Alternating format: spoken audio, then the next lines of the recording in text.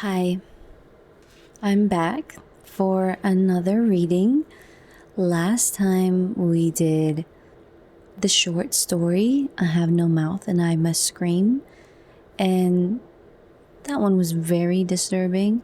So now we're going to switch to a classic, and I know what you might think, but we're going to be reading Animal Farm, and you must be wondering, how pretentious can she get?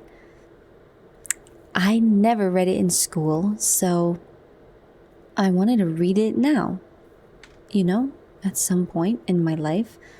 And I'm really a fan of dystopian science fiction. So I think I'll really enjoy this, and hopefully you can get some value from the calming, creepy vibe that we're creating here.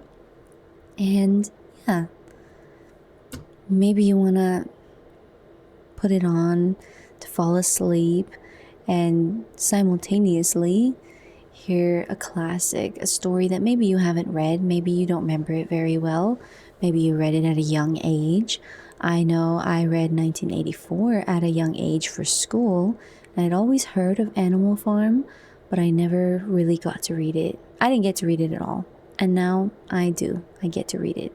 So I won't spend too much time getting into the details around it. I'll just dive into it, and I plan to do 5 chapters today, and then it will probably be 2 parts, and I'll do the other 5 chapters for the next part.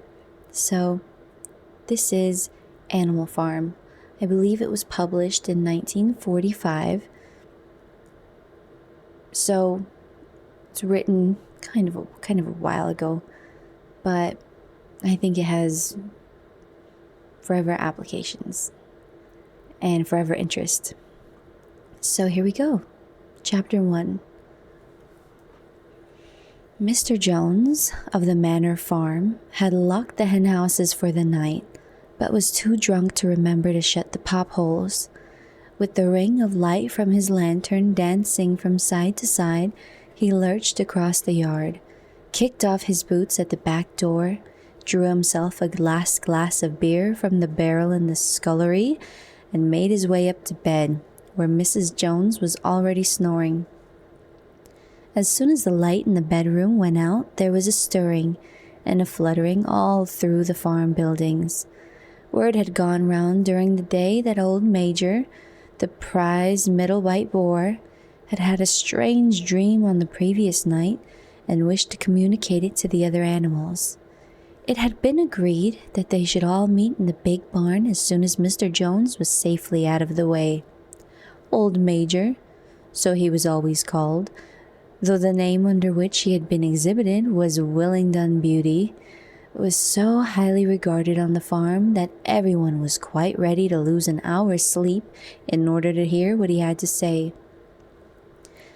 At one end of the big barn, on a sort of raised platform, Major was already ensconced on his bed of straw, under a lantern which hung from a beam. He was 12 years old, and had lately grown rather stout, but he was still a majestic-looking pig, with a wise and benevolent appearance in spite of the fact that his tushes had never been cut. Before long, the other animals began to arrive and make themselves comfortable after their different fashions. First came the 3 dogs, Bluebell, Jessie, and Pincher, and then the pigs, who settled down in the straw immediately in front of the platform. The hens perched themselves on the window sills, the pigeons fluttered up the rafters, the sheep and cows lay down behind the pigs and began to chew the cud. The 2 cart horses, Boxer and Clover, came in together, walking very slowly and setting down their vast hairy hoofs with great care lest there should be some small animal concealed in the straw. Clover was a stout motherly mare, approaching middle life, who had never quite got her figure back after her 4th foal. Boxer was an enormous beast, nearly 18 hands high, and as strong as any two ordinary horses put together. A white stripe down his nose gave him a somewhat stupid appearance, and in fact he was not of first-rate intelligence, but he was universally respected for his steadiness of character and tremendous powers of work. After the horses came Muriel, the white goat, and Benjamin, the donkey. Benjamin was the oldest animal on the farm and the worst-tempered. He seldom talked, and when he did, it was usually to make some cynical remark. For instance, he would say that God had given him a tail to keep the flies off, but that he would sooner have had no tail and no flies. Alone among the animals on the farm, he never laughed. If asked why, he would say that he saw nothing to laugh at. Nevertheless, without openly admitting it, he was devoted to Boxer. The two of them usually spent their Sundays together in the small paddock beyond the orchard, grazing side by side and never speaking. The two horses had just lain down when a brood of ducklings, which had lost their mother, filed into the barn, cheeping feebly and wandering from side to side to find some place where they would not be trodden on. Clover made a sort of wall around them with her great foreleg, and the ducklings nestled down inside it and promptly fell asleep. At the last moment, Molly, the foolish, pretty white mare who drew Mr. Jones' trap, came mincing daintily in, chewing at a lump of sugar. She took a place near the front and began flirting her white mane, hoping to draw attention to the ribbons it was plaited with. Last of all came the cat, who looked around, as usual, for the warmest place, and finally squeezed herself in between Boxer and Clover. There she purred contentedly throughout Major's speech without listening to a word of what he was saying. All the animals were now present except Moses, the tame raven, who slept on a perch behind the back door. When Major saw that they had all made themselves comfortable and were waiting attentively, he cleared his throat and began. "Comrades, you have heard already about the strange dream that I had last night, but I will come to the dream later. I have something else to say first.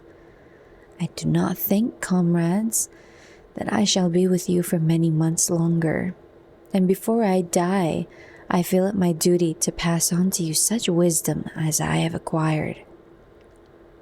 I have had a long life. I have had much time for thought as I lay alone in my stall, and I think I may say that I understand the nature of life on this earth as well as any animal now living. It is about this that I wish to speak to you. Now, comrades, what is the nature of this life of ours? Let us face it, our lives are miserable, laborious, and short. We are born. We are given just so much food as will keep the breath in our bodies, and those of us who are capable of it are forced to work to the last atom of our strength. And the very instant that our usefulness has come to an end, we are slaughtered with hideous cruelty. No animal in England knows the meaning of happiness or leisure after he is a year old. No animal in England is free. The life of an animal is misery and slavery. That is the plain truth. But is this simply part of the order of nature? Is it because this land of ours is so poor that it cannot afford a decent life to those who dwell upon it? No, comrades, 1,000 times no. The soil of England is fertile. Its climate is good. It is capable of affording food in abundance to an enormously greater number of animals than now inhabit it. This single farm of ours would support 12 horses, 20 cows, hundreds of sheep, and all of them living in a comfort and a dignity that are now almost beyond our imagining. Why then do we continue in this miserable condition? Because nearly the whole of the produce of our labor is stolen from us by human beings. There, comrades, is the answer to all our problems. It is summed up in a single word: man. Man is the only real enemy we have. Remove man from the scene, and the root cause of hunger and overwork is abolished forever. Man is the only creature that consumes without producing. He does not give milk. He does not lay eggs. He's too weak to pull the plow. He cannot run fast enough to catch rabbits. Yet he is lord of all the animals. He sets them to work. He gives back to them the bare minimum that will prevent them from starving, and the rest he keeps for himself. Our labor tills the soil, our dung fertilizes it, and yet there is not one of us that owns more than his bare skin.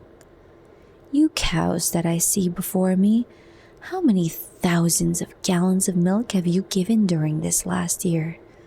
And what has happened to that milk which should have been breeding up sturdy calves?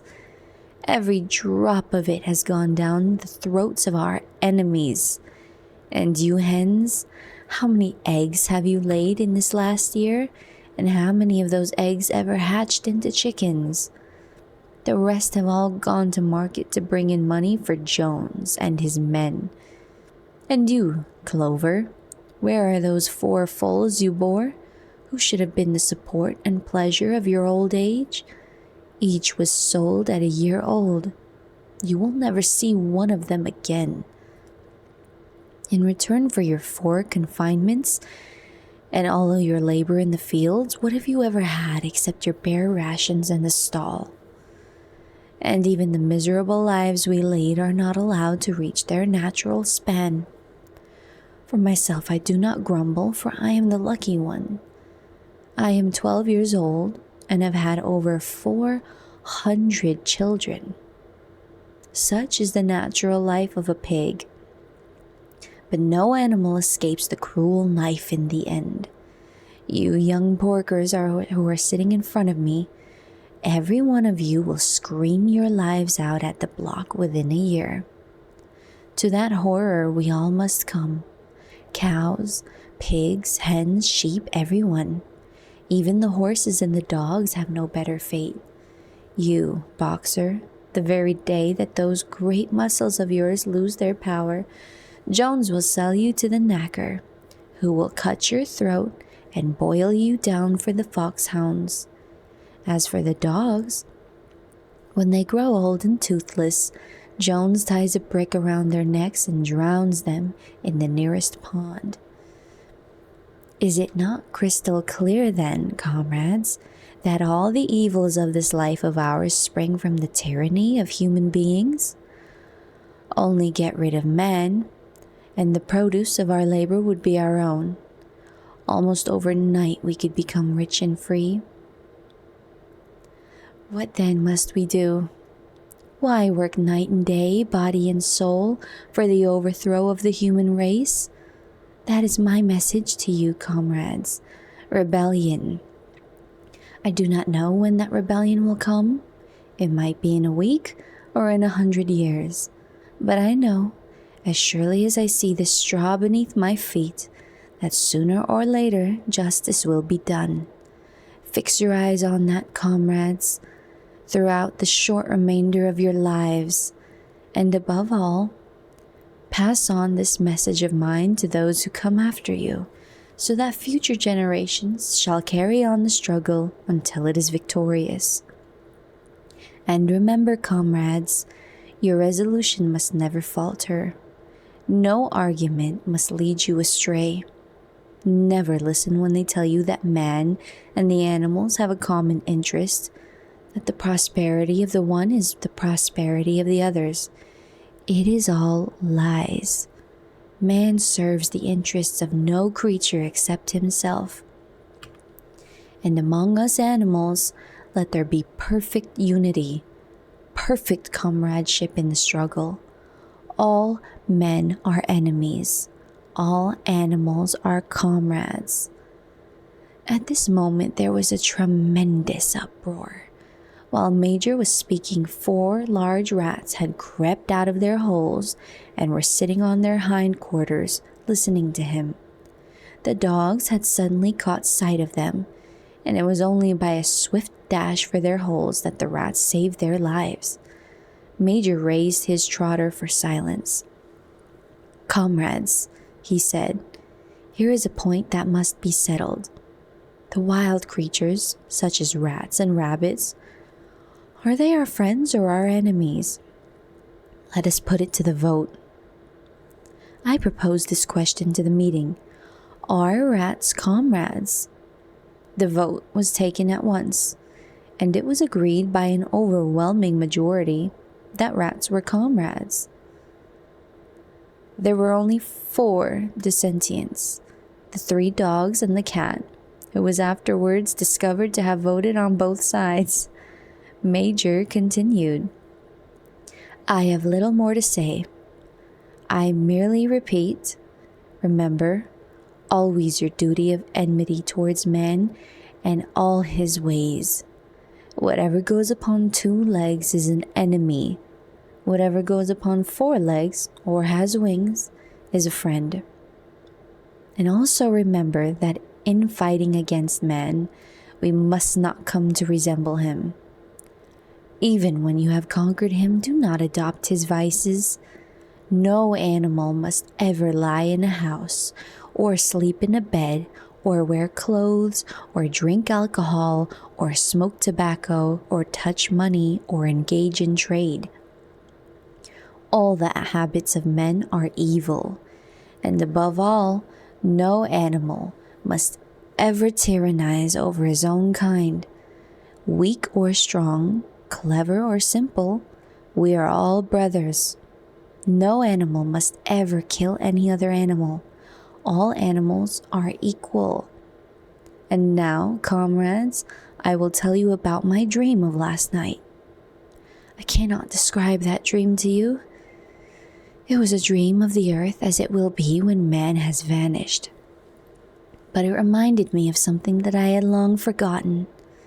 Many years ago, when I was a little pig, my mother and the other sows used to sing an old song of which they knew only the tune and the first 3 words. I had known that tune in my infancy, but it had long since passed out of my mind. Last night, however, it came back to me in my dream. And what is more, the words of the song also came back. Words, I am certain, which were sung by the animals of long ago and have been lost to memory for generations. I will sing that song now, comrades. I am old and my voice is hoarse, but when I have taught you the tune, you can sing it better for yourselves. It is called Beasts of England.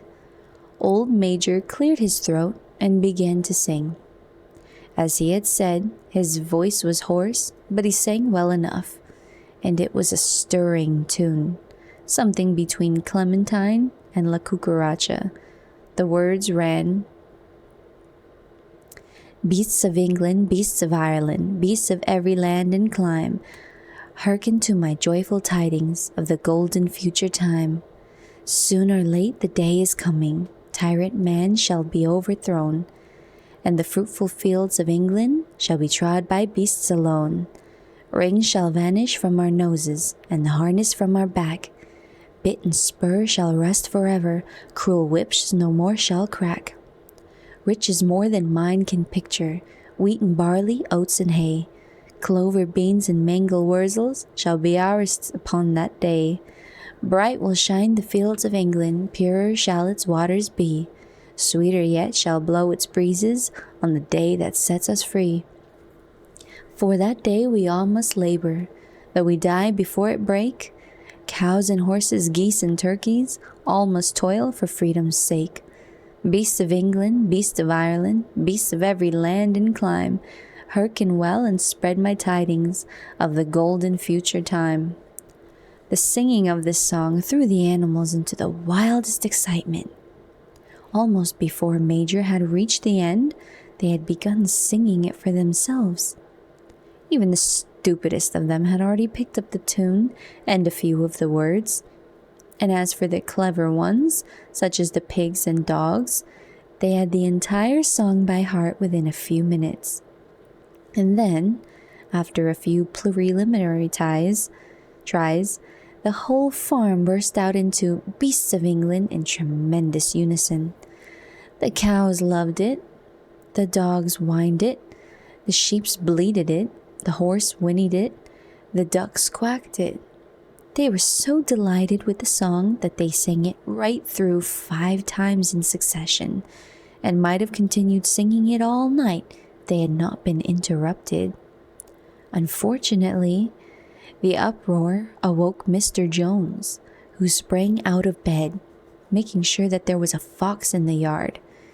He seized the gun which always stood in the corner of his bedroom and let fly a charge of number 6 shot into the darkness. The pellets buried themselves in the wall of the barn, and the meeting broke up hurriedly. Everyone fled to his own sleeping place. The birds jumped into their perches, the animals settled down in the straw, and the whole farm was asleep in a moment. Chapter 2. 3 nights later, old Major died peacefully in his sleep. His body was buried at the foot of the orchard. This was early in March. During the next 3 months, there was much secret activity. Major's speech had given to the more intelligent animals on the farm a completely new outlook on life. They did not know when the rebellion predicted by Major would take place. They had no reason for thinking that it would be within their own lifetime, but they saw clearly that it was their duty to prepare for it. The work of teaching and organizing the others fell naturally upon the pigs, who were generally recognized as being the cleverest of the animals. Preeminent among the pigs were 2 young boars named Snowball and Napoleon, whom Mr. Jones was breeding up for sale.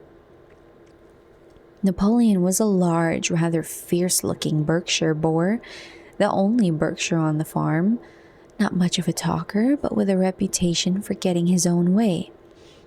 Snowball was a more vivacious pig than Napoleon, quicker in speech and more inventive, but was not considered to have the same depth of character. All the other male pigs on the farm were porkers. The best known among them was a small fat pig named Squealer, with very round cheeks, twinkling eyes, nimble movements, and a shrill voice. He was a brilliant talker, and when he was arguing some difficult point, he had a way of skipping from side to side and whisking his tail, which was somehow very persuasive. The others said of Squealer that he could turn black into white. These 3 had elaborated old Major's teachings into a complete system of thought, to which they gave the name of animalism. Several nights a week, after Mr. Jones was asleep, they held secret meetings in the barn and expounded the principles of animalism to the others. At the beginning, they met with much stupidity and apathy. Some of the animals talked of the duty of loyalty to Mr. Jones, whom they referred to as Master, or made elementary remarks such as, "Mr. Jones feeds us. If he were gone, we should starve to death." Others asked such questions as, "Why should we care what happens after we are dead?" Or, "If this rebellion is to happen anyway, what difference does it make whether we work for it or not?" And the pigs had great difficulty in making them see that this was contrary to the spirit of animalism. The stupidest questions of all were asked by Molly, the white mare. The very first question she asked Snowball was, "Will there still be sugar after the rebellion?" "No," said Snowball firmly. "We have no means of making sugar on this farm. Besides, you do not need sugar. You will have all the oats and hay you want. And shall I still be allowed to wear ribbons in my mane? Asked Molly. Comrade, said Snowball, those ribbons that you are so devoted to are the badge of slavery. Can you not understand that liberty is worth more than ribbons? Molly agreed, but she did not sound very convinced. The pigs had an even harder struggle to counteract the lies put out by Moses, the tame raven. Moses, who was Mr. Jones' especial pet, was a spy and a tale-bearer, but he was also a clever talker. He claimed to know of the existence of a mysterious country called Sugar Candy Mountain, to which all animals went when they died. It was situated somewhere up in the sky, a little distance beyond the clouds, Moses said. In Sugar Candy Mountain, it was Sunday 7 days a week. Clover was in season all year round, and lump sugar and linseed cake grew on the hedges.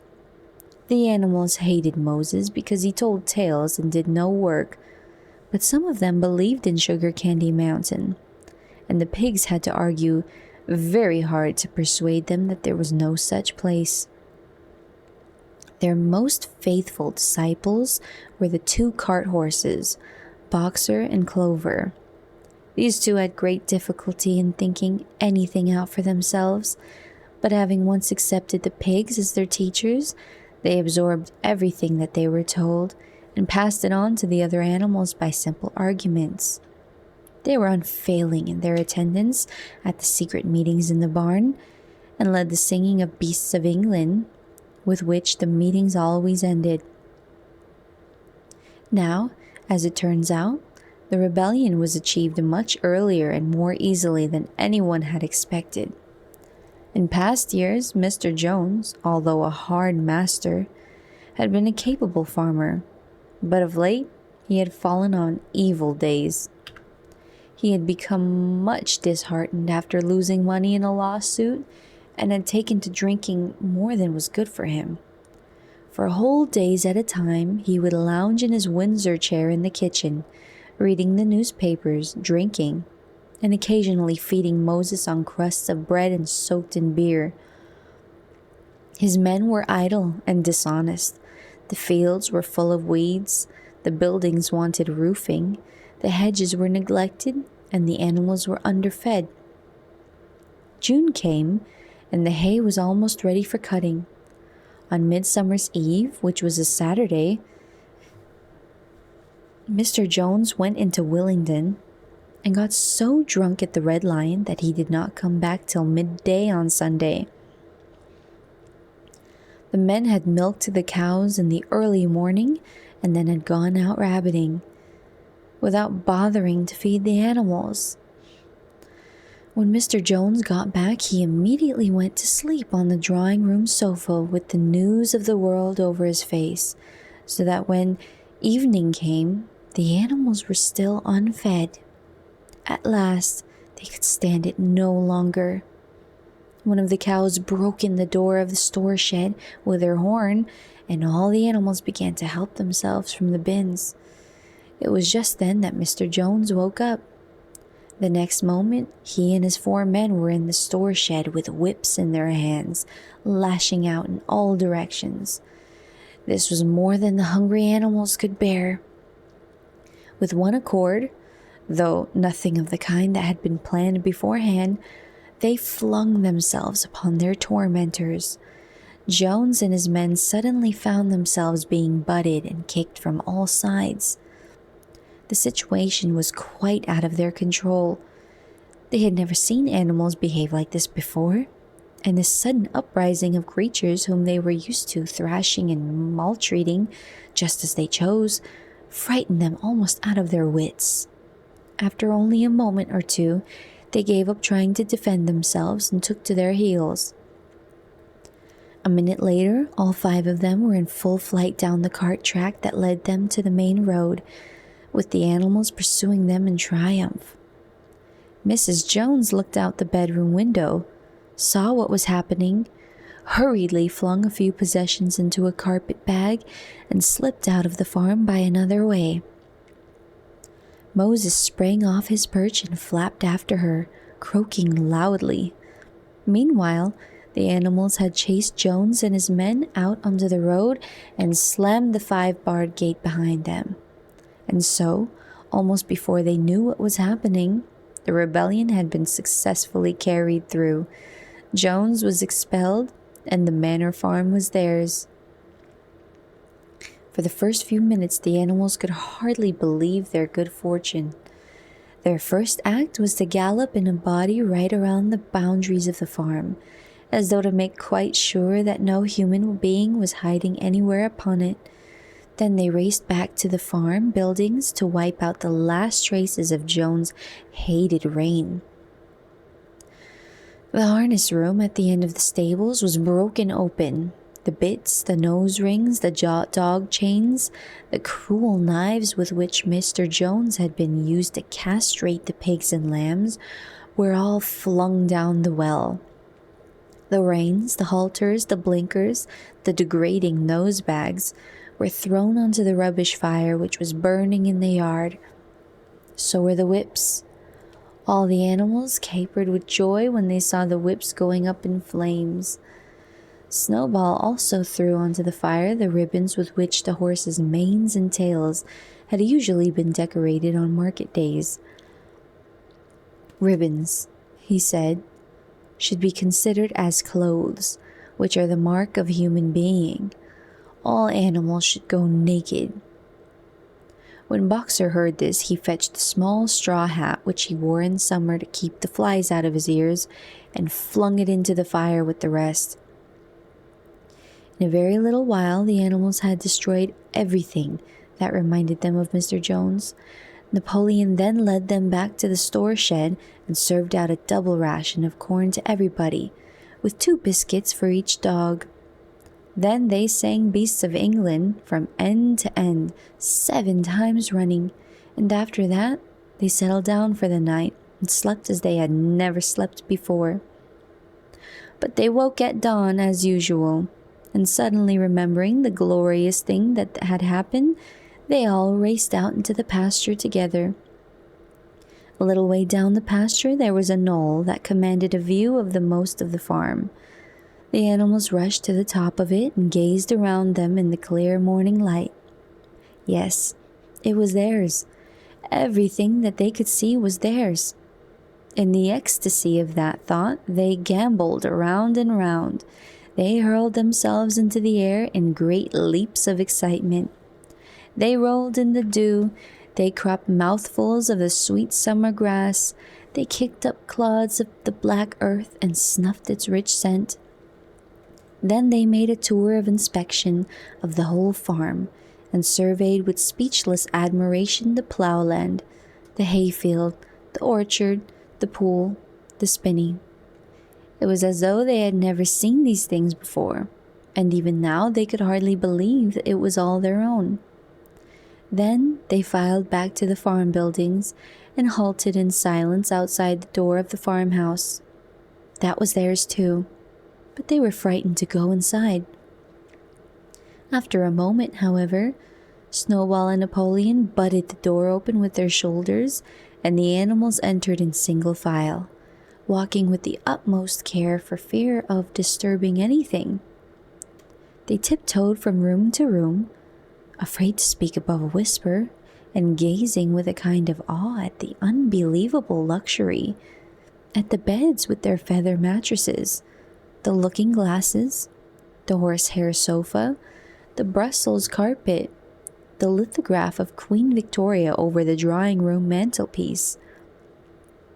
They were just coming down the stairs when Molly was discovered to be missing. Going back, the others found that she had remained behind in the best bedroom. She had taken a piece of blue ribbon from Mrs. Jones' dressing table, and was holding it against her shoulder and admiring herself in the glass in a very foolish manner. The others reproached her sharply, and they went outside. Some hams hanging in the kitchen were taken out for burial, and the barrel of beer in the scullery was stove in with a kick from the Boxer's hoof. Otherwise, nothing in the house was touched. A unanimous resolution was passed on the spot that the farmhouse should be preserved as a museum. All were agreed that no animal must ever live there. The animals had their breakfast, and then Snowball and Napoleon called them together again. "Comrades," said Snowball, "it is 6:30, and we have a long day before us. Today we begin the hay harvest, but there is another matter that must be attended to first."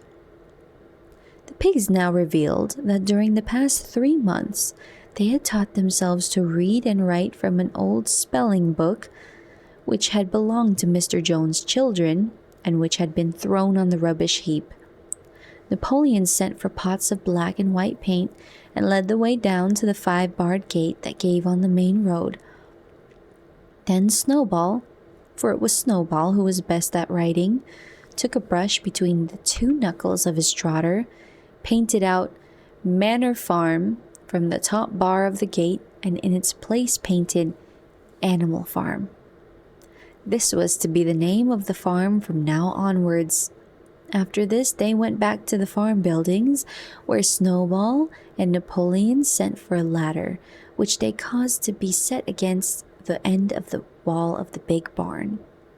They explained that by their studies of the past 3 months, the pigs had succeeded in reducing the principles of animalism to 7 commandments. These 7 commandments would now be inscribed on the wall. They would form an unalterable law by which all the animals on Animal Farm must live forever after. With some difficulty, for it is not easy for a pig to balance himself on a ladder, Snowball climbed up and set to work, with Squealer a few rungs below him holding the paint pot. The commandments were written on the tarred wall in great white letters that could be read 30 yards away. They ran thus: The 7 commandments. 1. Whatever goes upon 2 legs is an enemy. 2. Whatever goes upon 4 legs or has wings is a friend. 3. No animal shall wear clothes. 4. No animal shall sleep in a bed. 5. No animal shall drink alcohol. 6. No animal shall kill any other animal. 7. All animals are equal. It was very neatly written, and except that friend was written FREIND, and one of the S's was the wrong way around, the spelling was correct all the way through. Snowball read it aloud for the benefit of the others. All the animals nodded in complete agreement, and the cleverer ones at once began to learn the commandments by heart. "Now, comrades," cried Snowball, throwing down the paintbrush, "to the hayfield. Let us make it a point of honor to get in the harvest more quickly than Jones and his men could do." But at this moment, the 3 cows, who had seemed uneasy for some time past, set up a loud lowing. They had not been milked for 24 hours, and their udders were almost bursting. After a little thought, the pigs sent for buckets and milked the cows fairly successfully, their trotters being well adapted to this task. Soon, there were 5 buckets of frothing, creamy milk, at which many of the animals looked with considerable interest. "What is going to happen to all that milk?" said someone. "Jones used sometimes to mix some of it in our mash," said one of the hens. "Never mind the milk, comrades," cried Napoleon, placing himself in front of the buckets. "That will be attended to. The harvest is more important. Comrade Snowball will lead the way. I shall follow in a few minutes. Forward, comrades. The hay is waiting." So the animals trooped down to the hayfield to begin the harvest, and when they came back in the evening, it was noticed that the milk had disappeared. Chapter 3. How they toiled and sweated to get the hay in. But their efforts were rewarded, for the harvest was an even bigger success than they had hoped. Sometimes the work was hard. The implements had been designed for human beings and not for animals, and it was a great drawback that no animal was able to use any tool that involved standing on his hind legs. But the pigs were so clever that they could think of a way around every difficulty. As for the horses, they knew every inch of the field, and in fact understood the business of mowing and raking far better than Jones and his men had ever done. The pigs did not actually work, but directed and supervised the others. With their superior knowledge, it was natural that they would assume the leadership. Boxer and Clover would harness themselves to the cutter or the horse rake. No bits or reins were needed in these days, of course, and tramped steadily round and round the field with a pig walking behind and calling out, "Gee up, comrade," or "Whoa back, comrade," as the case might be. And every animal down to the humblest worked at turning the hay and gathering it. Even the ducks and hens toiled to and fro all day in the sun, carrying tiny wisps of hay in their beaks. In the end, they finished the harvest in 2 days less time than it had usually taken Jones and his men. Moreover, it was the biggest harvest that the farm had ever seen. There was no wastage whatever. The hens and the ducks, with their sharp eyes, had gathered up the very last stalk, and not an animal on the farm had stolen as much as a mouthful.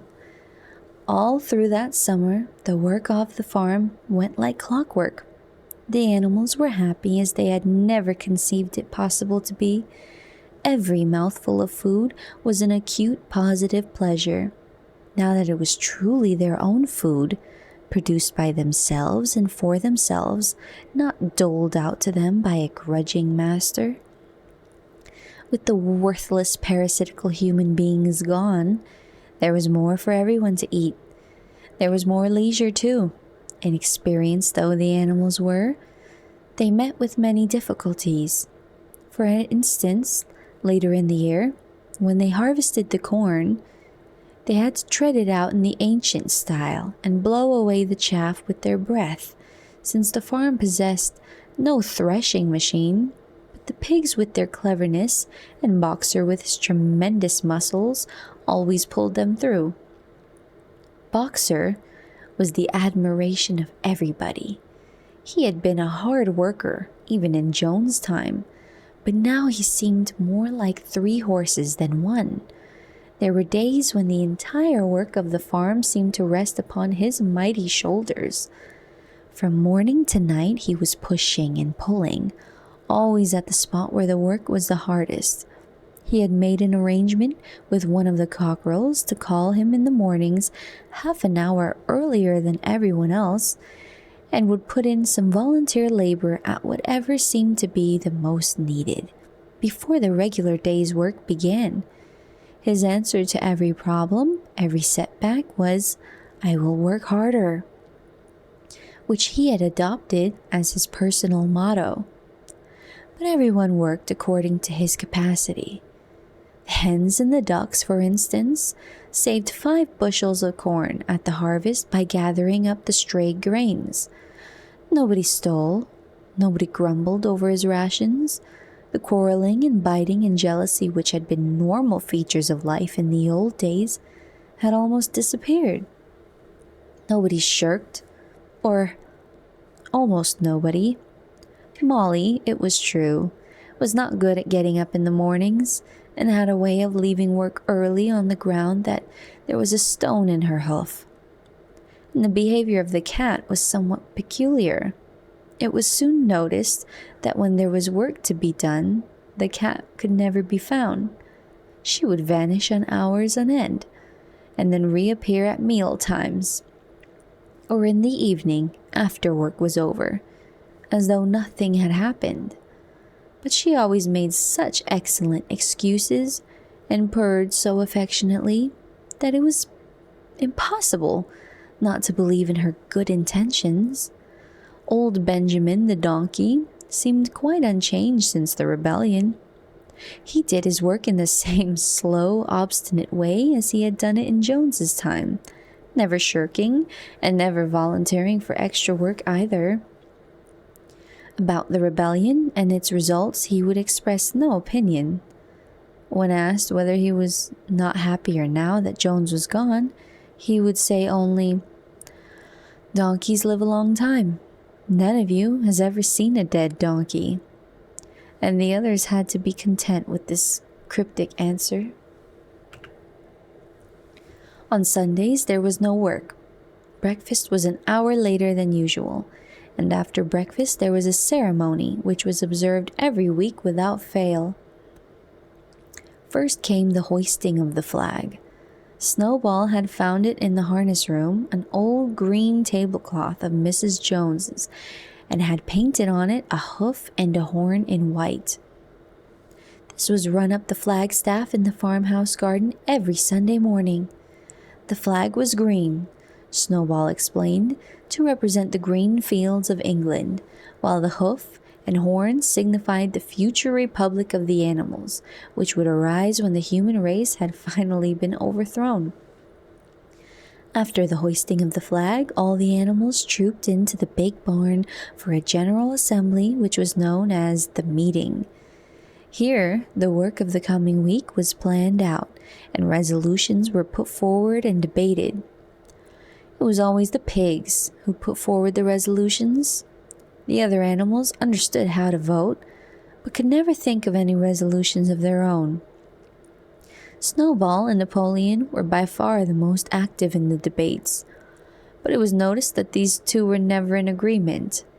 Whatever suggestion either of them made, the other could be counted on to oppose it.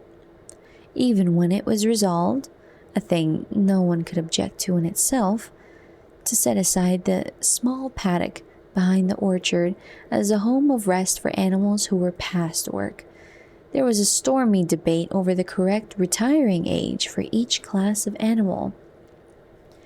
The meeting always ended with the singing of Beasts of England, and the afternoon was given up to recreation. The pigs had set aside the harness room as a headquarters for themselves. Here, in the evenings, they studied blacksmithing, carpentering, and other necessary arts from books which they had bought out of the farmhouse. Snowball also busied himself with organizing the other animals into what he called animal committees. He was indefatigable at this. He formed the Egg Production Committee for the hens, the Clean Tails League for the cows, the Wild Comrades Re-Education Committee. The object of this was to tame the rats and rabbits, the Wider Wool Movement for the sheep, and various others, besides instituting classes in reading and writing. On the whole, these projects were a failure. The attempt to tame the wild creatures, for instance, broke down almost immediately. They continued to behave very much as before, and when treated with generosity, simply took advantage of it. The cat joined the Re-Education Committee and was very active in it for some days. She was seen one day sitting on a roof and talking to some sparrows who were just out of her reach. She was telling them that all animals were now comrades, and that any sparrow who chose could come and perch on her paw. But the sparrows kept their distance. The reading and writing classes, however, were a great success. By the autumn, almost every animal on the farm was literate in some degree. As for the pigs, they could already read and write perfectly. The dogs learned to read fairly well, but were not interested in reading anything except the 7 Commandments. Muriel, the goat, could read somewhat better than the dogs, and sometimes used to read to the others in the evenings from scraps of newspaper which she found on the rubbish heap. Benjamin could read as well as any pig, but never exercised his faculty. So far as he knew, he said, there was nothing worth reading. Clover learnt the whole alphabet, but could not put words together. Boxer could not get beyond the letter D. He would trace out A, B, C, D in the dust with his great hoof, and then would stand staring at the letters with his ears back, sometimes shaking his forelock, trying with all his might to remember what came next, and never succeeding. On several occasions, indeed, he did learn E, F, G, H, but by the time he knew them, it was always discovered that he had forgotten A, B, C, and D. Finally, he decided to be content with the first 4 letters and used to write them out once or twice every day to refresh his memory. Molly refused to learn any but the 5 letters which spelt her own name. She would form these very neatly out of pieces of twig, and would decorate them with a flower or two, and walk around them admiring them. None of the other animals on the farm could get further than the letter A. It was also found that the stupider animals, such as the sheep, hens, and ducks, were unable to learn the 7 commandments by heart. After much thought, Snowball declared that the 7 commandments could in effect be reduced to a single maxim, namely, 4 legs good, 2 legs bad. This, he said, contained the essential principle of animalism. Whoever had thoroughly grasped it would be safe from human influences. The birds at first objected, since it seemed to them that they also had 2 legs, but Snowball proved to them that this was not so. A bird's wing, comrades, he said, is an organ of propulsion and not of manipulation. It should therefore be regarded as a leg. This distinguishing mark of a man is the hand, the instrument with which he does all his mischief. The birds did not understand Snowball's long words, but they accepted his explanation, and all the humbler animals set to work to learn the new maxim by heart. 4 legs good, 2 legs bad, was inscribed on the end wall of the barn, above the 7 commandments, and in bigger letters. When they had once got it by heart, the sheep developed a great liking for this maxim, and often as they lay in the field, they would all start bleating, 4 legs good, 2 legs bad, 4 legs good, 2 legs bad, and kept it up for hours on end, never growing tired of it. Napoleon took no interest in Snowball's committees. He said that the education of the young was more important than anything that could be done for those who were already grown up. It happened that Jessie and Bluebell had both whelped soon after the hay harvest, giving birth between them to 9 sturdy puppies. As soon as they were weaned, Napoleon took them away from their mothers, saying that he would make himself responsible for their education. He took them up into a loft which could only be reached by a ladder from the harness room, and there kept them in such seclusion that the rest of the farm soon forgot their existence. The mystery of where the milk went to was soon cleared up. It was mixed every day into the pig's mash. The early apples were now ripening, and the grass of the orchard was littered with windfalls. The animals had assumed, as a matter of course, that these would be shared out equally. One day, however, the order went forth that all the windfalls were to be collected and brought to the harness room for the use of the pigs. At this, some of the other animals murmured, but it was no use. All the pigs were in full agreement on this point, even Snowball and Napoleon. Squealer was sent to make the necessary explanations to the others. "Comrades," he cried, "you do not imagine, I hope, that we pigs are doing this in the spirit of selfishness and privilege? Many of us actually dislike milk and apples. I dislike them myself. Our sole object in taking these things is to preserve our health. Milk and apples, this has been proved by science, comrades, contain substances absolutely necessary to the well being of a pig. We pigs are brain workers. The whole management and organization of this farm depend on us.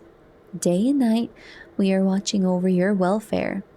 It is for your sake that we drink that milk and eat those apples. Do you know what would happen if we pigs failed in our duty? Jones would come back. Yes, Jones would come back. Surely, comrades, cried Squealer almost pleadingly, skipping from side to side and whisking his tail. Surely there is no one among you who wants to see Jones come back. Now, if there was one thing that the animals were completely certain of, it was that they did not want Jones back. When it was put to them in this light, they had no more to say. The importance of keeping the pigs in good health was all too obvious. So it was agreed without further argument that the milk and the windfall apples, and also the main crop of apples when they ripen, should be reserved for the pigs alone. Chapter 4. By the late summer, the news of what had happened on Animal Farm had spread across half the country.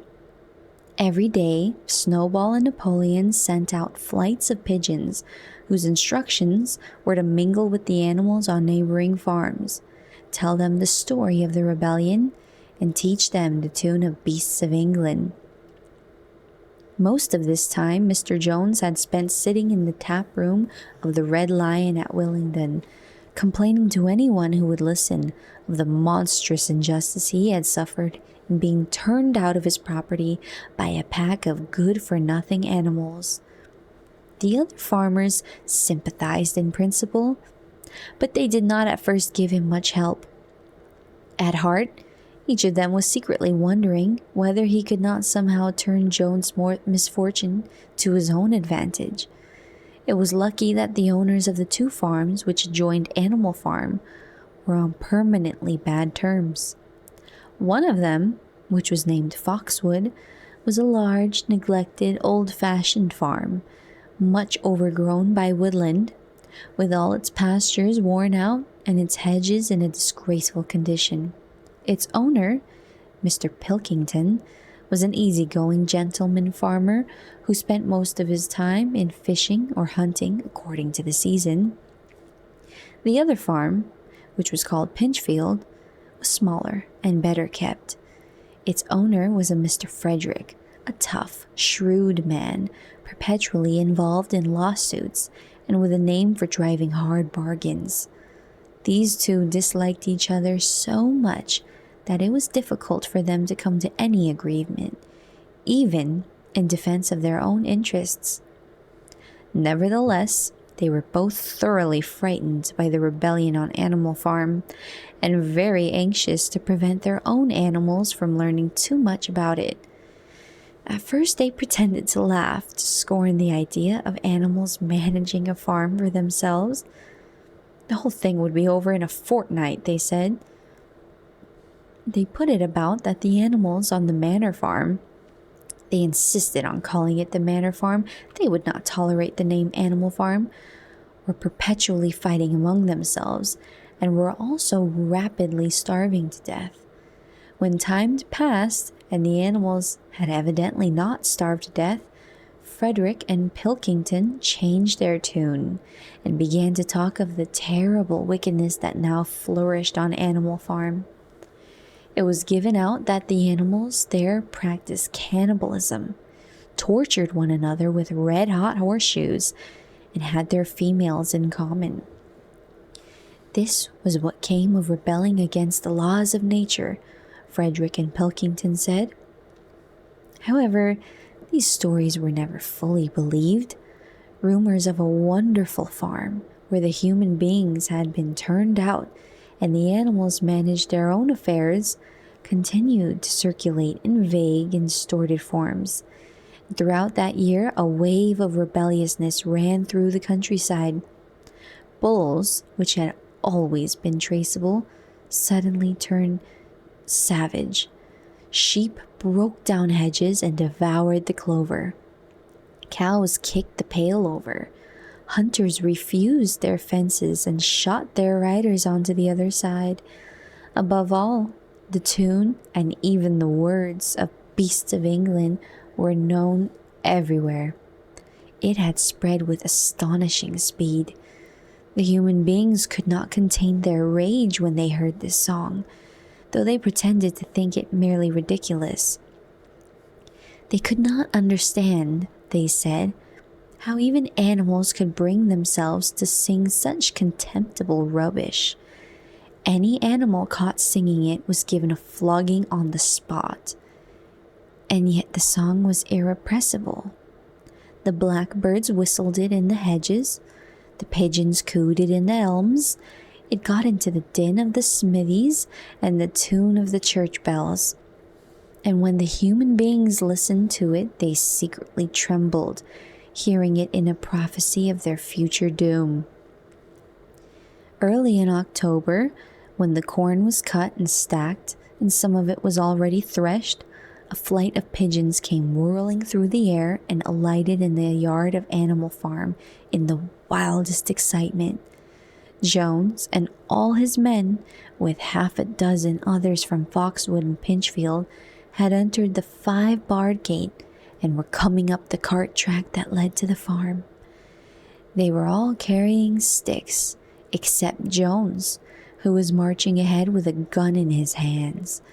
Obviously, they were going to attempt the recapture of the farm.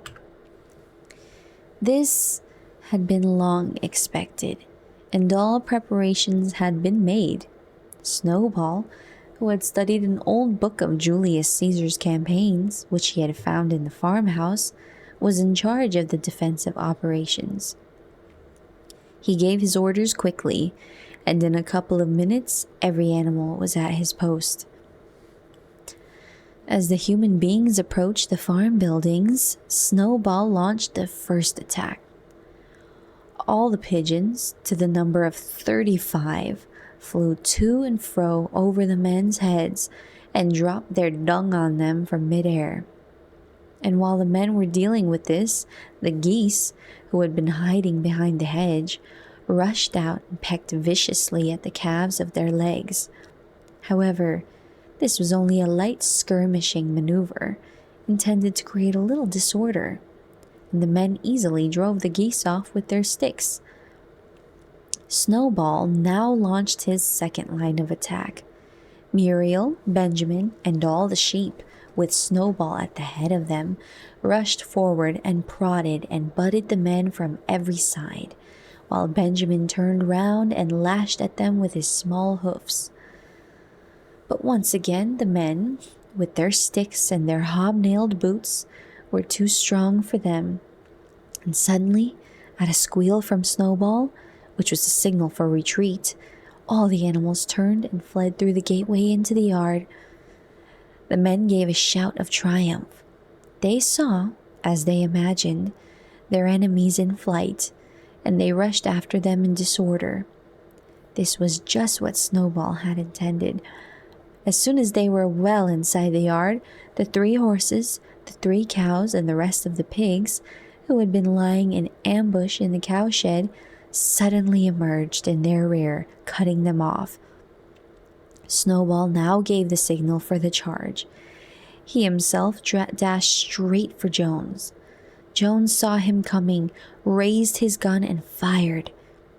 The pellets scored bloody streaks along Snowball's back, and the sheep dropped dead. Without halting for an instant, Snowball flung his 15-stone against Jones' legs. Jones was hurled into a pile of dung, and his gun flew out of his hands. But the most terrifying spectacle of all was Boxer, rearing up on his hind legs and striking out with his great iron-shod hoofs like a stallion. His very first blow took a stable lad from Foxwood on the skull and stretched him lifeless in the mud. At the sight, several men dropped their sticks and tried to run. Panic overtook them, and the next moment, all the animals together were chasing them round and round the yard. They were gored, kicked, bitten, trampled on. There was not an animal on the farm that did not take vengeance on them after his own fashion. Even the cat suddenly leapt off a roof onto a cowman's shoulders and sank her claws in his neck, at which he yelled horribly. At a moment when the opening was clear, the men were glad enough to rush out of the yard and make a bolt for the main road.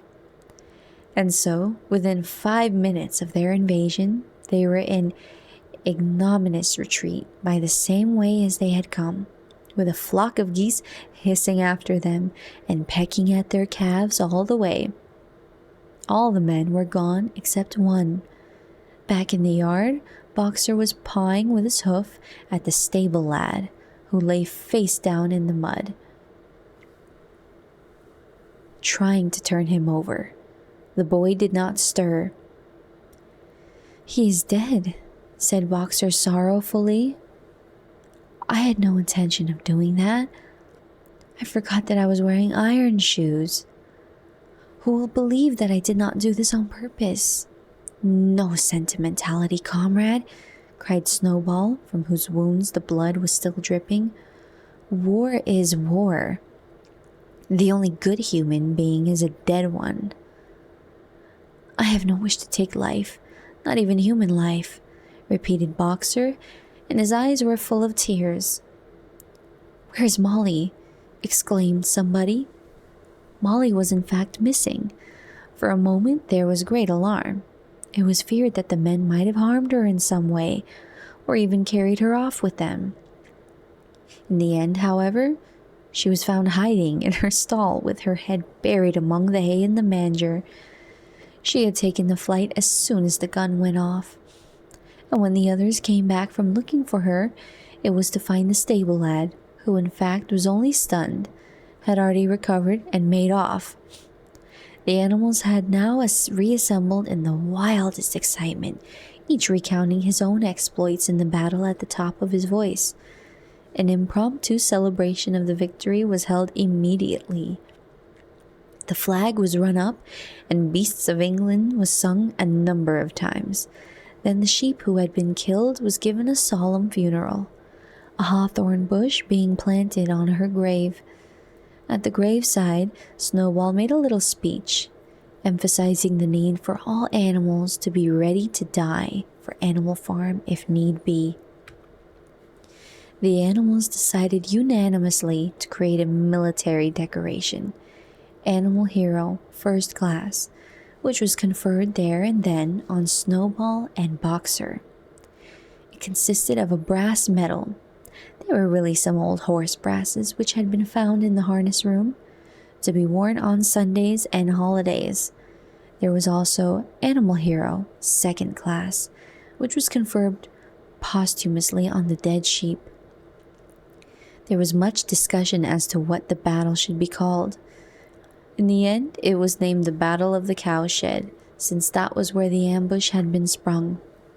Mr. Jones' gun had been found lying in the mud, and it was known that there was a supply of cartridges in the farmhouse. It was decided to set the gun up at the foot of the flagstaff, like a piece of artillery, and to fire it twice a year, once on October the 12th, the anniversary of the Battle of the Cowshed, and once on Midsummer Day, the anniversary of the rebellion. Chapter 5. As winter drew on, Molly became more and more troublesome. She was late for work every morning and excused herself by saying that she had overslept, and she complained of mysterious pains, although her appetite was excellent. On every kind of pretext, she would run away from work and go to the drinking pool, where she would stand foolishly gazing at her own reflection in the water. But there were also rumors of something more serious. One day, as Molly strolled blithely into the yard, flirting her long tail and chewing at a stalk of hay, Clover took her aside. "Molly," she said, "I have something very serious to say to you. This morning, I saw you looking over the hedge that divides Animal Farm from Foxwood. One of Mr. Pilkington's men was standing on the other side of the hedge, and I was a long way away, but I am almost certain I saw this. He was talking to you, and you were allowing him to stroke your nose. What does that mean, Molly? He didn't. I wasn't. It isn't true, cried Molly, beginning to prance about and paw the ground. Molly, look me in the face. Do you give me your word of honor that that man was not stroking your nose? It isn't true, repeated Molly, but she could not look Clover in the face, and the next moment she took to her heels and galloped away into the field.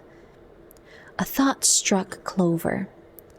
Without saying anything to the others, she went to Molly's stall and turned over the straw with her hoof. Hidden under the straw was a little pile of lump sugar and several bunches of ribbon of different colors. 3 days later, Molly disappeared. For some weeks, nothing was known of her whereabouts. Then the pigeons reported that they had seen her on the other side of Willingdon. She was between the shafts of a smart dog cart painted red and black, which was standing outside a public house. A fat, red-faced man in check breeches and gaiters, who looked like a publican, was stroking her nose and feeding her with sugar. Her coat was newly clipped, and she wore a scarlet ribbon around her forelock. She appeared to be enjoying herself, so the pigeons said. None of the animals ever mentioned Molly again. In January, there came bitterly hard weather. The earth was like iron, and nothing could be done in the fields. Many meetings were held in the big barn, and the pigs occupied themselves with planning out the work of the coming season. It had come to be accepted that the pigs, who were manifestly cleverer than the other animals, should decide all questions of farm policy, though their decisions had to be ratified by a majority vote. This arrangement would have worked well enough if it had not been for the disputes between Snowball and Napoleon. These two disagreed at every point where disagreement was possible. If one of them suggested sowing a bigger acreage with barley, the other was certain to demand a bigger acreage of oats, and if one of them said that such and such a field was just right for cabbages, the other would declare that it was useless for anything except roots. Each had his own following, and there were some violent debates. At the meetings, Snowball often won over the majority by his brilliant speeches, but Napoleon was better at canvassing support for himself in between times. He was especially successful with the sheep. Of late, the sheep had taken to bleating 4 legs good, 2 legs bad, both in and out of season, and they often interrupted the meeting with this. It was noticed that they were especially liable to break into 4 legs good, 2 legs bad at crucial moments in Snowball's speeches. Snowball had made a close study of some back numbers of the Farmer and Stock Breeder, which he had found in the farmhouse, and was full of plans for innovations and improvements. He talked learnedly about field drains, silage, and basic slag, and had worked out a complicated scheme for all the animals to drop their dung directly in the fields, at a different spot every day, to save the labor of cartridge. Napoleon produced no schemes of his own, but said quietly that Snowballs would come to nothing, and seemed to be biding his time. But of all their controversies, none was so bitter as the one that took place over the windmill. In the long pasture, not far from the farm buildings, there was a small knoll which was the highest point on the farm. After surveying the ground, Snowball declared that this was just the place for a windmill, which could be made to operate a dynamo and supply the farm with electrical power. This would light the stalls and warm them in winter, and would also run a circular saw, a chaff cutter, a mango slicer, and an electric milking machine. The animals had never heard of anything of this kind before, for the farm was an old-fashioned one and had only the most primitive machinery, and they listened in astonishment while Snowball conjured up pictures of fantastic machines which would do their work for them while they grazed at their ease in the fields or improved their minds with reading and conversation. Within a few weeks, Snowball's plans for the windmill were fully worked out. The mechanical details came mostly from 3 books which had belonged to Mr. Jones: 1,000 Useful Things to Do About the House, Every Man His Own Bricklayer, and Electricity for Beginners. Snowball used as his study a shed which had once been used for incubators and had a smooth wooden floor, suitable for drawing on. He was closeted there for hours at a time, with his books held open by a stone, and with a piece of chalk gripped between the knuckles of his trotter, he would move rapidly to and fro, drawing in line after line and uttering little whimpers of excitement. Gradually, the plans grew into a complicated mass of cranks and cogwheels covering more than half the floor, which the other animals found completely unintelligible but very impressive. All of them came to look at Snowball's drawings at least once a day. Even the hens and ducks came, and were at pains not to tread on the chalk marks. Only Napoleon held aloof.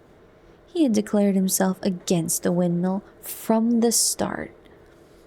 One day, however, he arrived unexpectedly to examine the plans. He walked heavily around the shed, looked closely at every detail of the plans, and snuffed at them once or twice, then stood for a little while contemplating them out of the corner of his eye. Then suddenly, he lifted his leg, urinated over the plans, and walked out without uttering a word. The whole farm was deeply divided on the subject of the windmill. Snowball did not deny that to build it would be a difficult business. Stone would have to be quarried and built up into walls. Then the sails would have to be made, and after that there would be need for dynamos and cables. How are these to be procured, Snowball did not say. But he maintained that it could all be done in a year. And thereafter, he declared, so much labor would be saved that the animals would only need to work 3 days a week. Napoleon, on the other hand, argued that the great need of the moment was to increase food production, and that if they wasted time on the windmill, they would all starve to death. The animals formed themselves into 2 factions under the slogans, "Vote for Snowball and the 3-day week," and "Vote for Napoleon and the full manger." Benjamin was the only animal who did not side with either faction. He refused to believe that either food would become more plentiful or that the windmill would save work. Windmill or no windmill, he said, life would go on as it had always gone on. That is, badly. Apart from the disputes over the windmill, there was the question of the defense of the farm. It was fully realized that though the human beings had been defeated in the Battle of the Cowshed, they might make another and more determined attempt to recapture the farm and reinstate Mr. Jones. They had all the more reason for doing so, because the news of their defeat had spread across the countryside and made the animals on the neighboring farms more restive than ever. As usual, Snowball and Napoleon were in disagreement. According to Napoleon, what the animals must do was to procure firearms and train themselves in the use of them. According to Snowball, they must send out more and more pigeons and stir up rebellion among the animals on the other farms. The one argued that if they could not defend themselves, they were bound to be conquered, The other argued that if the rebellions happened everywhere, they would have no need to defend themselves. The animals listened first to Napoleon, then to Snowball, and could not make up their minds which was right. Indeed, they always found themselves in agreement with the one who was speaking at the moment. At last, the day came when Snowball's plans were completed. At the meeting on the following Sunday, the question of whether or not to begin work on the treadmill was put to vote. When the animals had assembled in the big barn, Snowball stood up and, though occasionally interrupted by bleating from the sheep, set forth his reasons for advocating the building of the windmill. Then Napoleon stood up to reply. He said very quietly that the windmill was nonsense, and that he advised nobody to vote for it, and promptly sat down again. He had spoken for barely 30 seconds, and seemed almost indifferent as to the effect he produced. At this, Snowball sprang to his feet, and shouting down the sheep, who had begun bleating again, broke into a passionate appeal in favor of the windmill. Until now, the animals had been about equally divided in their sympathies, but in a moment Snowball's eloquence had carried them away. In glowing sentences, he painted a picture of Animal Farm as it might be when sordid labor was lifted from the animals' backs. His imagination had now run far beyond chaff cutters and turnip slicers. Electricity, he said, could operate threshing machines, plows, harrows, rollers and reapers and binders, besides supplying every stall with its own electric light, hot and cold water, and an electric heater. By the time he had finished speaking, there was no doubt as to which way the vote would go. But just as this moment, Napoleon stood up and, casting a peculiar sidelong look at Snowball, uttered a high-pitched whimper of a kind no one had ever heard him utter before. At this, there was a terrible baying sound outside, and 9 enormous dogs wearing brass-studded collars came bounding into the barn. They dashed straight for Snowball, who only sprang from his place just in time to escape their snapping jaws. In a moment, he was out of the door, and they were after him. Too amazed and frightened to speak, all the animals crowded through the door to watch the chase. Snowball was racing across the long pasture that led to the road. He was running as only a pig can run, but the dogs were close on his heels. Suddenly, he slipped, and it seemed certain that they had him. Then he was up again, running faster than ever. Then the dogs were gaining on him again. One of them all but closed his jaws on Snowball's tail, but Snowball whisked it free just in time. Then he put on an extra spurt and, with a few inches to spare, slipped through a hole in the hedge and was seen no more.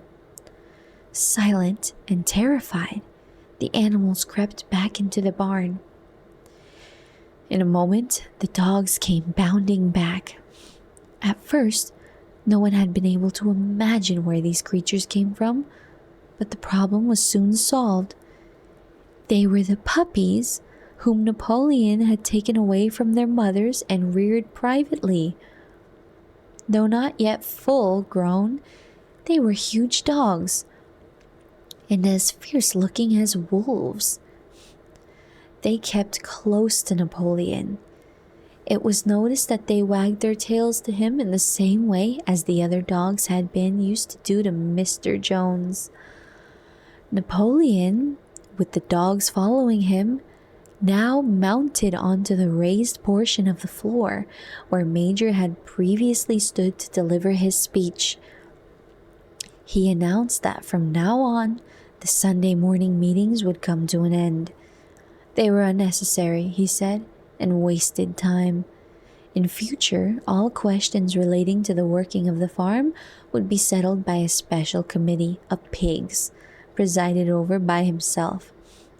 These would meet in private and afterwards communicate their decisions to the others.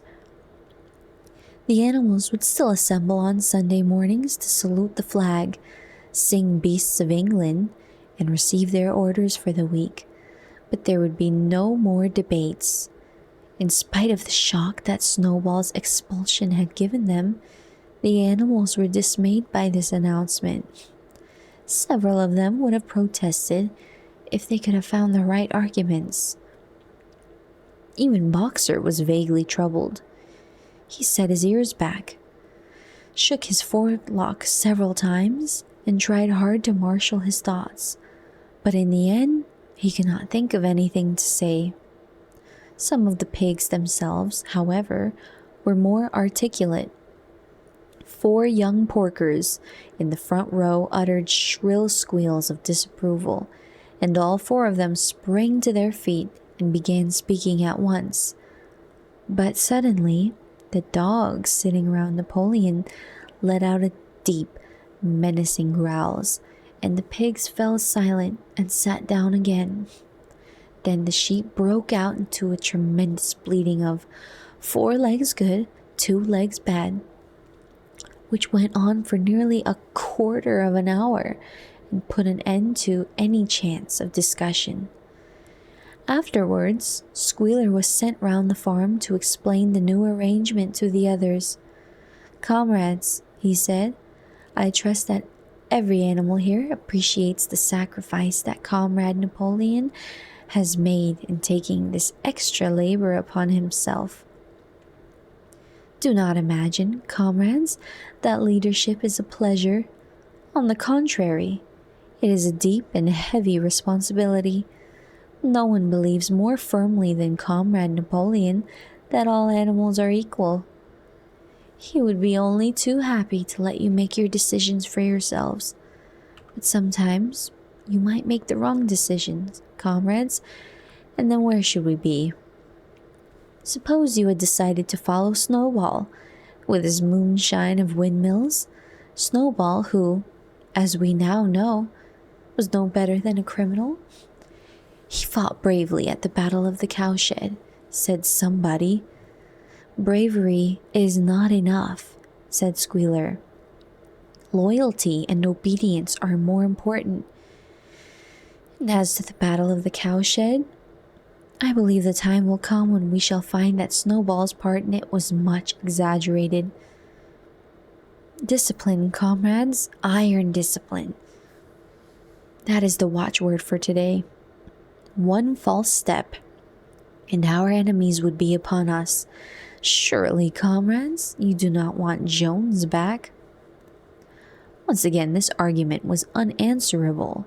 Certainly, the animals did not want Jones back. If the holding of debates on Sunday mornings was liable to bring him back, then the debates must stop. Boxer, who had now had time to think things over, voiced the general feeling by saying, "If Comrade Napoleon says it, it must be right." And from then on, he adopted the maxim, "Napoleon is always right," in addition to his private motto of "I will work harder." By this time, the weather had broken and the spring plowing had begun. The shed where Snowball had drawn his plans of the windmill had been shut up, and it was assumed that the plans had been rubbed off the floor. Every Sunday morning at 10 o'clock, the animals assembled in the big barn to receive their orders for the week. The skull of old Major, now clean of flesh, had been disinterred from the orchard and set up on a stump at the foot of the flagstaff, beside the gun. After hoisting of the flag, the animals were required to file past the scroll in a reverent manner before entering the barn. Nowadays, they did not sit all together as they had done in the past. Napoleon, with Squealer and another pig named Minimus, who had a remarkable gift for composing songs and poems, sat on the front of the raised platform, with the 9 young dogs forming a semicircle around them and the other pigs sitting behind. The rest of the animals sat facing them in the main body of the barn. Napoleon read out the orders for the week in a gruff, soldierly style, and after a single singing of Beasts of England, all the animals dispersed. On the third Sunday after Snowball's expulsion, the animals were somewhat surprised to hear Napoleon announce that the windmill was to be built after all. He did not give any reason for having changed his mind, but merely warned the animals that this extra task would mean very hard work. It might even be necessary to reduce their rations. The plans, however, had all been prepared down to the last detail. A special committee of pigs had been at work upon them for the past 3 weeks. The building of the windmill, with various other improvements, was expected to take 2 years. That evening, Squealer explained privately to the other animals that Napoleon had never in reality been opposed to the windmill. On the contrary, it was he who had advocated it in the beginning, and the plan which Snowball had drawn on the floor of the incubator shed had actually been stolen from among Napoleon's papers. The windmill was, in fact, Napoleon's own creation. Why, then, asked somebody, had he spoken so strongly against it? Here, Squealer looked very sly. That, he said, was Comrade Napoleon's cunning. He had seemed to oppose the windmill, simply as a maneuver to get rid of Snowball, who was a dangerous character and a bad influence. Now that Snowball was out of the way, the plan could go forward without his interference. This, said Squealer, was something called tactics. He repeated a number of times, "Tactics, comrades, tactics," skipping round and whisking his tail with a merry laugh. The animals were not certain what that word meant, but Squealer spoke so persuasively, and the 3 dogs who had happened to be with him growled so threateningly, that they accepted his explanation without further questions. And that's the end of chapter 5. I said I was going to do one part today, and that was the first 5 chapters. I believe there are 10 chapters, so I would finish the rest of this tomorrow night, actually. Or not tomorrow night. It's actually 3 a.m. where I am, so I'll finish this in my next stream later today. And we're on a turning point. So if you're listening for the story and not for just to fall asleep, then I think we have a lot to look forward to with this very dystopian turn of events. So thank you for staying here and listening to me. I look forward to reading to you next time, which will be very soon. But I plan on playing the next episode of Fears to Fathom, which, if you didn't know, I also stream video games, horror video games. Then I like to read sci-fi dystopian novels. So that will be later in like 20 hours from now. If you subscribe, then you'll get a notification. So thanks again for being with me here, and I look forward to the rest of this. Have a good night or morning, whatever it is where you are, and thank you so much for joining me. I really appreciate it. So bye, until next time.